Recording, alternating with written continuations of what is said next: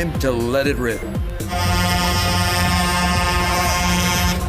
You can't end a pandemic with blockades. You need to end it with science. You need to end it with public health measures. For 2 years now, this government has infected us with lockdowns and destroyed businesses and destroyed families and destroyed children. As truckers, angered by vaccine mandates, continue their blockade at the Ambassador Bridge, Canadian authorities launch a plan to end it soon.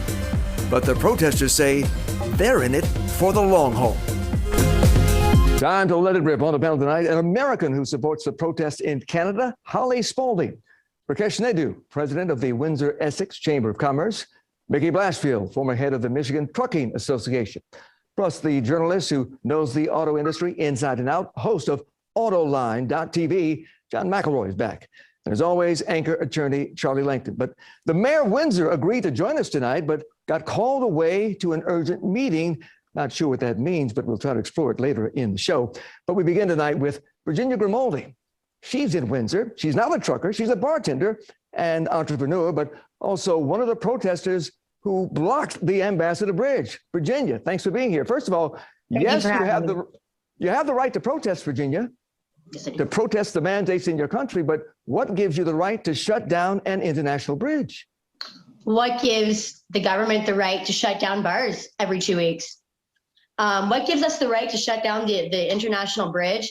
And for the record, despite what some comments made by our mayor this morning, we are not on private property. We are maintaining on public property. I was personally, in fact, the one showing everybody where the line was between private property and public property.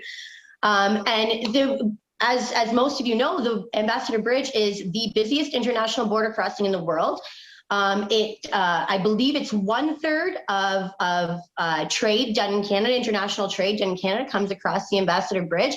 And at this point, that's why we need to shut it down. We need to have an impact. We need to have Ottawa feel the impact that their mandates are having on us. So are you at all concerned? Are you at all the world to what's going on? Are you at all concerned the blockade could hurt both Canadian and American workers, cutting their hours and cutting their paychecks? I don't feel that it's going to hurt Canadian and American workers any more than these mandates have. My hours have been cut. My jobs have been lost. My bills have gone into debt. And every other Canadian I know is in the same boat. So, this is 2 days. But you know what? Chrysler and the big three are upset. Well, now we got people's attention. Now Trudeau's talking. Now Ford's talking. Now Drew Dilkins is talking. But for the last 2 years, forget 2 days, 2 years of small businesses, local restaurants and bars being shut down, not just across Windsor, but across Ontario and across Canada. And when they have been opened the little bits of time, their capacity being reduced by 50%, and then sometimes it's 50% of their outdoor capacity. What about our jobs? What about our bills? What about our families? Rakesh, let's bring you in. They're interested. Rakesh, I want to bring you in because you represent businesses in the city of Windsor and Essex. I understand that the city of Windsor just requested an injunction. If approved, how far will the city, the business community, be willing to go to end the blockade, knowing that the use of force could ignite an even bigger protest? Yeah, the business community is really interested in making sure that the traffic is open to trade. The trade continues unhindered. It is affecting businesses on both sides. It's affecting people. It's affecting people's livelihoods. So whatever means is appropriate by the city law enforcement, they will take that action. From the business perspective, we want the blockade to end at the earliest, and we want businesses on both sides to open up and to continue business as normal. Well, meanwhile, Holly, you're an American who's been raising money for the protesters. How much have you raised so far? We've raised over $36,000 to feed the truckers. We are going to figure all the logistics out and figure out how to get the food to the truckers, how often, what they need. We're going to get their needs in Michigan and in Canada. And no one's going to stop us. Well, we understand that there was a GoFundMe page set up a few days ago, raised $10 million, but then there was some pushback from the federal government on this side of the border and in Canada. Now that money has been suspended and we're told it's being refunded. Have you been approached by anybody regarding the money you've raised so far? I've literally just set this up yesterday. I decided to set it up, go get a bank account set up that's separate from all of my personal stuff. So I haven't even thought about it. They can do what they want to try and shut us down. I will figure out a way to get the money to the truckers. We're going to take care of the truckers no matter what they do. I'll figure it out. We'll all figure it out. We have the power and we're going to take our country back. John McElroy, there's a passion on both sides here. We're talking, though, about a major artery for the auto industry, and the blockade is already having a ripple effect. How bad is it now? How much worse could it get? It's already bad. Ford, General Motors, Toyota, Stellantis have already announced that they have to close plants. You know, think about it. A typical assembly plant builds about 1,000 cars a day. Probably the manufacturing value of each one of those vehicles is about $40,000. That's $40 million a day per plant. And I'm just looking here, the Anderson Economic Group came out and said already Michigan workers have lost $51 million in wages because of this. How bad could it get? It could be really devastating. This is an industry that's been hit by the chip shortage, by COVID. It's trying to get back on its feet. Right. This is not good at all, what's going on right now. Absolutely not. And Mickey, let me bring in Mickey here, because you heard about the shortages of the chips in the auto industry. We're also dealing, though, with the shortage of truck drivers, Mickey. 80,000. And now someone 80,000. Go ahead. No, somebody called this a crisis on top of a crisis. So you have a shortage of truck drivers. Now you have the blockade. What's the way out of this mess? I think more than anything is listening to the truck drivers. If this were a labor dispute, if this were a political protest, if this were signs being carried on the sidewalk, you'd listen to the concerns, and truckers have drawn a line in the sand. Trucking companies are caught in the middle. We're trying to serve customers. We're trying to keep the commerce rolling, just as we've done as an industry through the pandemic and before. And we've had 80,000 truck driver shortage, 30,000 more since the pandemic has begun. And then the artificial impediment of the mandate on the border, or the restrictions on the border of requiring the vaccinations and proof of that, only intensifies that all the more. The truckers ought to be listened to instead of being name called and everything else, because the dirty little secret is they want to get back to work as well too. They were the ones who were delivering the vital goods during the pandemic, and they want to be back doing the legitimate commerce, but they're trying to make their voice heard now. So everybody's in a hot spot. Listening would be the first solution. And Charlie, you've been covering this story all day. How many protesters are out there, and do they have the support of the Canadians who's sitting at home right now just watching it on TV? Well, I think for the most part, what I'd like to say is, and I thank Virginia for giving me a personal escort through the protest. She literally closed down Wyandotte Street, one of the main arteries, to get to the bridge. But I will say one thing about the protesters. This is a very passionate group. There's no question about it. We're hearing it tonight. But they're also very polite, and they're also respecting every single law. There's no destruction. There's no meanness. There's nothing. And if anything, it's the opposite. These people are passionate. And they're not against vaccines. They are against a mandate by the government, I should say, of Canada. Now, how does that translate? Listen, I think what has to happen here is that the Canadian government has got to sit down. I think Mickey said it, Virginia, you've got to sit down and discuss it. These truckers have been through a lot. I've talked to many, many of them. They did go out during the pandemic. Many of them had their jobs cut. Many of them for 2 years had no money coming in. And that mandates, unfortunately, closed a lot of businesses. And these people took the brunt of it. So now, listen, many of them are in their own space. It's a hassle going over the border. It's a hassle wearing masks. If you're vaccinated, you should be given some credit for that. And I think that if the government didn't perhaps encourage it too much, I think a lot of these truckers probably would. The question you asked me, do they have the support of the Canadians? From what I've seen, yes, but not every Canadian, just like in the United States. Some people want mandated masks and vaccines, others don't. But I'll tell you, this group, I have to give them a lot of credit. And I think they do have a lot of support in Canada. But let me understand this. I'm hearing that 90% of the Canadian truckers are vaccinated anyway, that you're only talking about a small percent who are not vaccinated. Why has this become such a big issue? Because it's not about being vaccinated or not being vaccinated, friends. It's about the government saying, we have to do this. That's what it is. I'm not saying don't get vaccinated. I'm not saying don't wear your mask. I was out at the protest. If you look on the Windsor Freedom Convoy Facebook page, you will see probably a good dozen live videos from me. And I'm wearing a mask in many of them because it's a crowded space.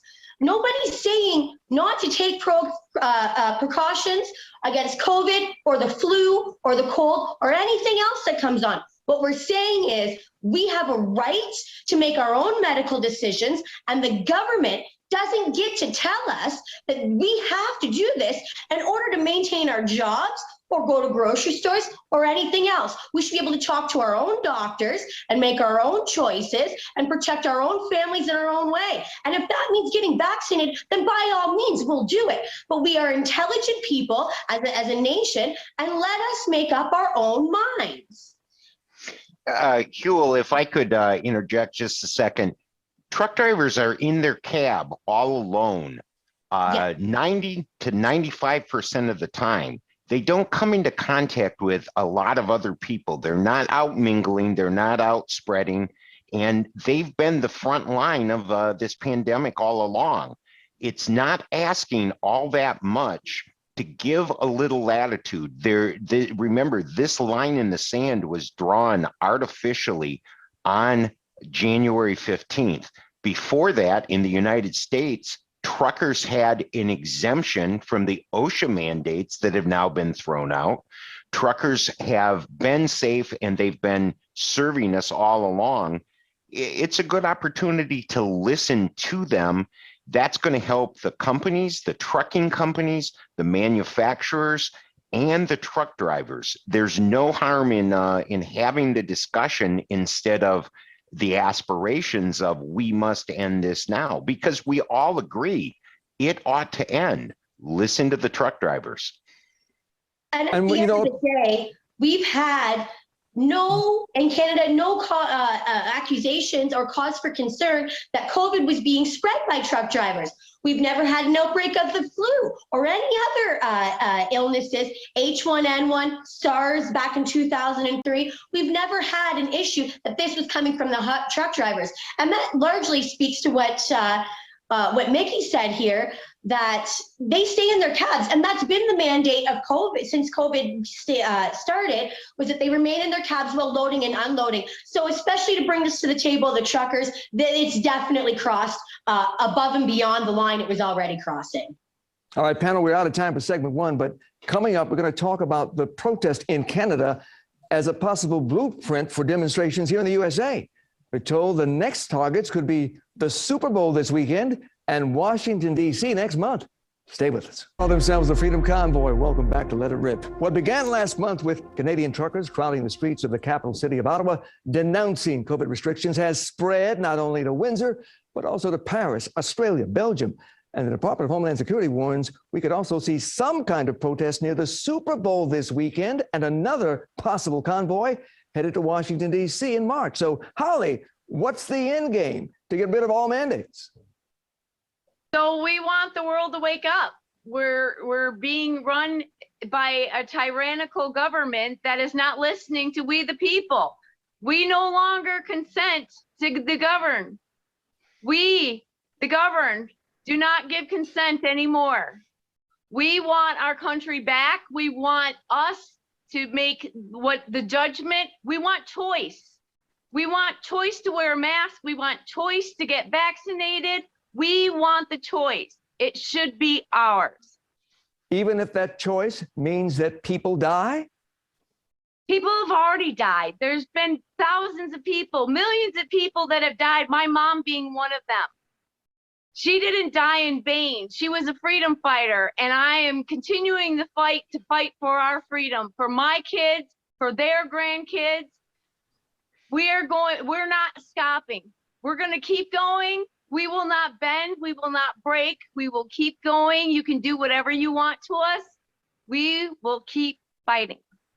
And I don't think it's fair to say at the expense of people dying. First of all, anytime that people have fought for freedom, and I'd like to address a comment that Mayor Drew Dilkins made this morning, and I really wish he was here to speak with me about it. He specifically said this morning that the protesters in Windsor who had stated that they were willing to die for their rights and freedoms were mentally unstable.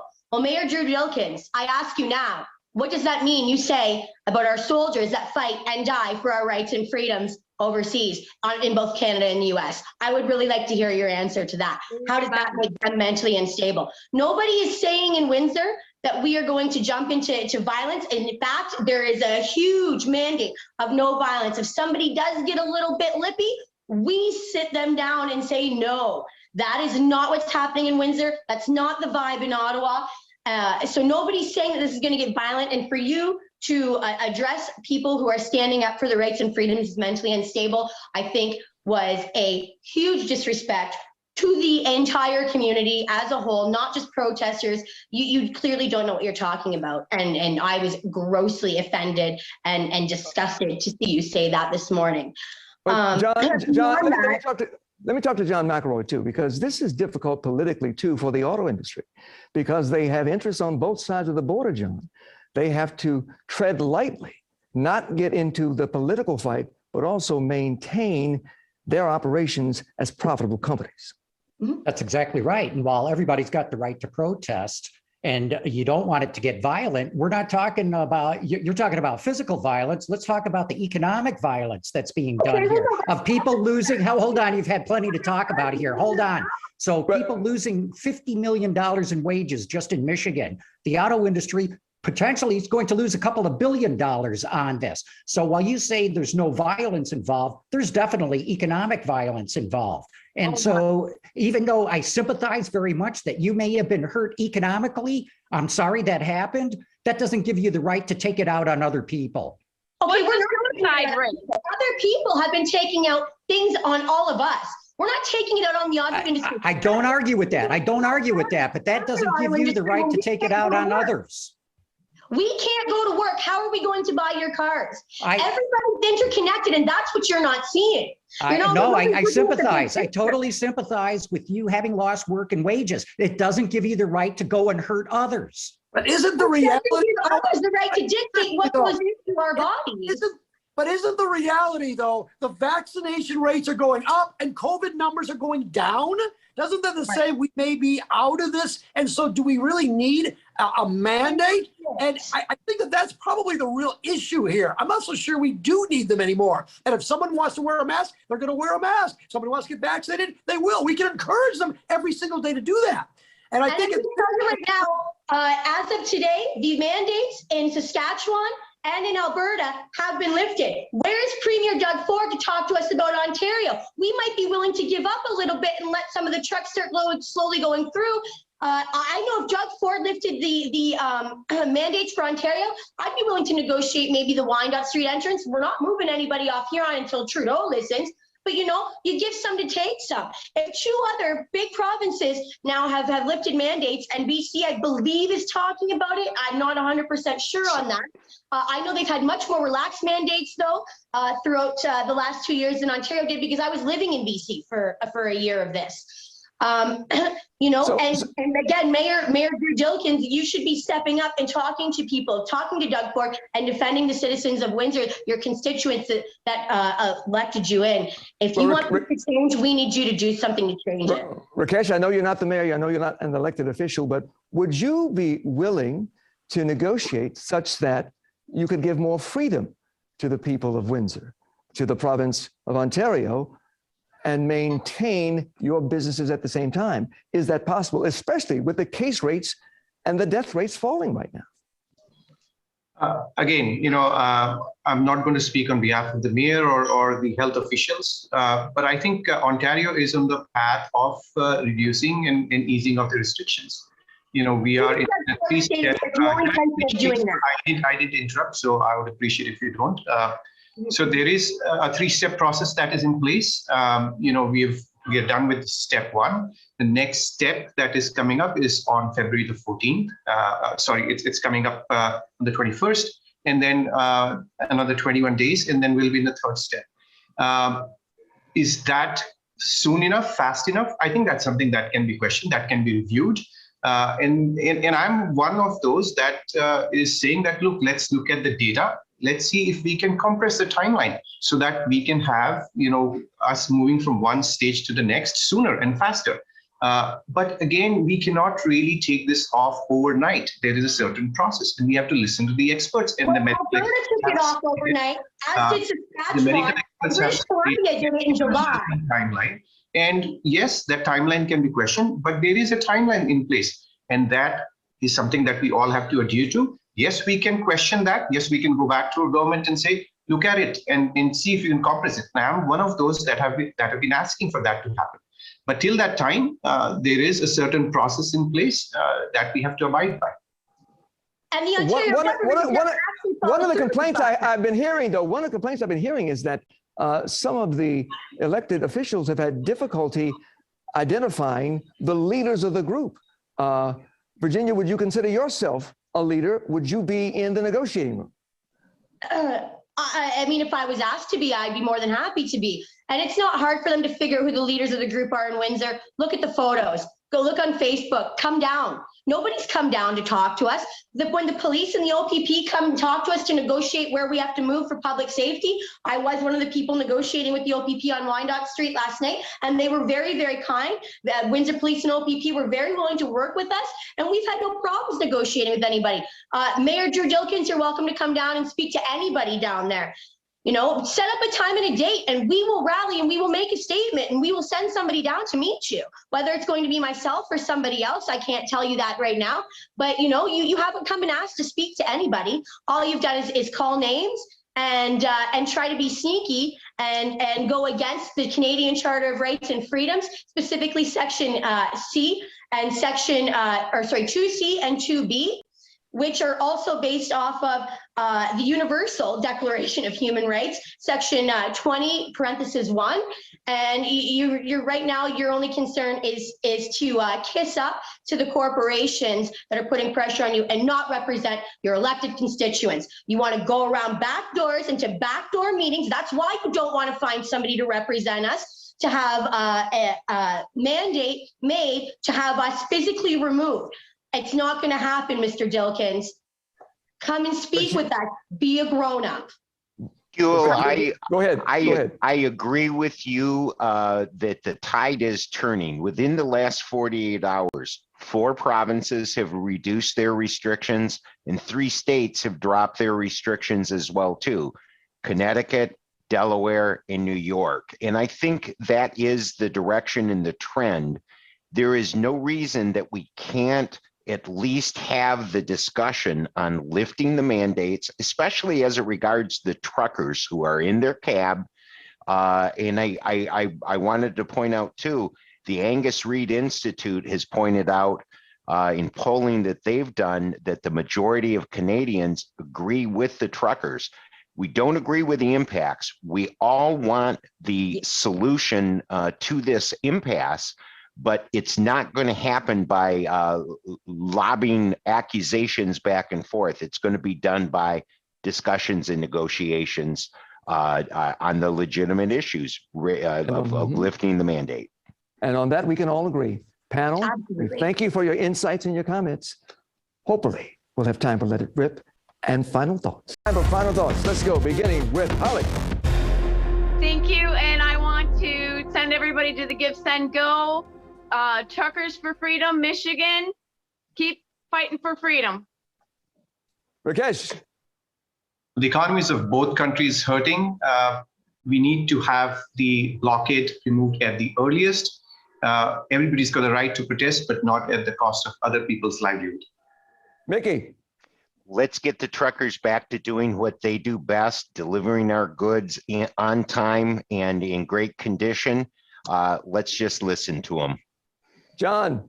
Like the French philosopher Voltaire said, though I disagree with what you say, I will defend to the death your right to say it, but not when you start hurting the livelihoods of other people. Virginia.